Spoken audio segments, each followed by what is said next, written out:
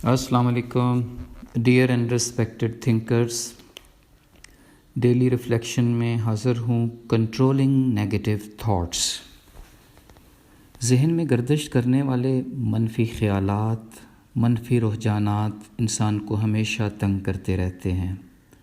دوسروں کے متعلق غلط سوچنا، حسد، بغض اور کینہ رکھنا اور کسی بھی نوعیت کا تعصب پالنا منفی طرز عمل ہے، اور نفرت تو سب سے بڑا منفی رجحان ہے جو انسان کو اندر ہی اندر سے کھاتا رہتا ہے۔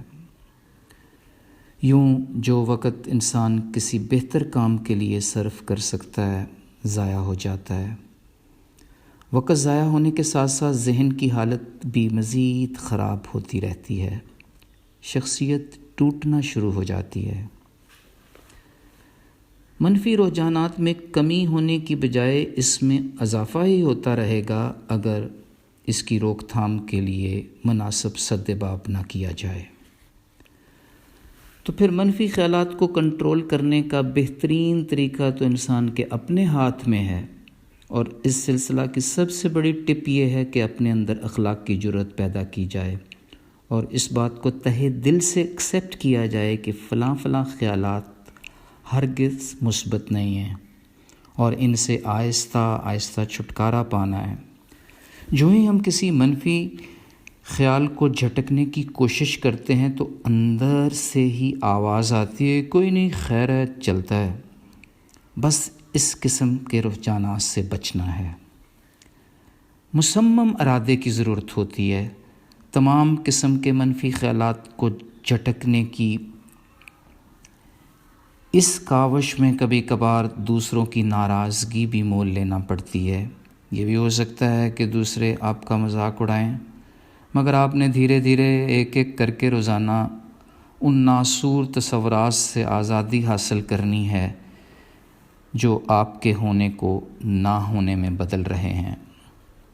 دوسری اہم بات یہ کہ منفی رجحانات میں کسی کو دیکھ کر اس کا مذاق اڑانے کی بجائے یہ سوچنا ہے کہ اس رجحان پر قابو کیسے پایا جا سکتا ہے، یا پھر اپنے آپ سے یہ وعدہ کرنا کہ اگر میرے ساتھ ایسا موقع آئے تو میں کم از کم اس طرح کے منفی خیالات نہیں رکھوں گا۔ اپنے آپ کو صحت افزا کاموں میں مشغول کر کے بھی منفی خیالات پر قابو پایا جا سکتا ہے۔ فارغ وقت کا کوئی بہترین مصرف ڈھونڈیں، روزانہ کم از کم 5 مثبت رویوں کو ذہن میں لائیں اور دیکھیں کہ انہیں اپنی شخصیت میں کیسے انسٹال کرنا ہے۔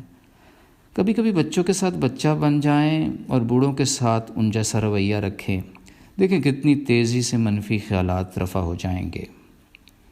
اور سب سے بڑھ کر یہ کہ علمی طرز فکر اپنائیں۔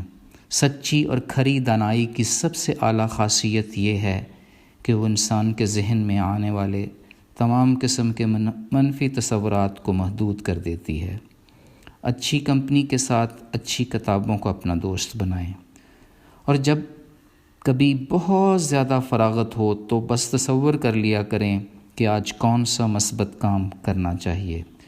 جو ہی آپ اس کام کو عملی جامہ پہنائیں گے ویسے ہی کئی قسم کے منفی خیالات ہوا میں تحلیل ہو جائیں گے۔ فی امان اللہ، اللہ حافظ۔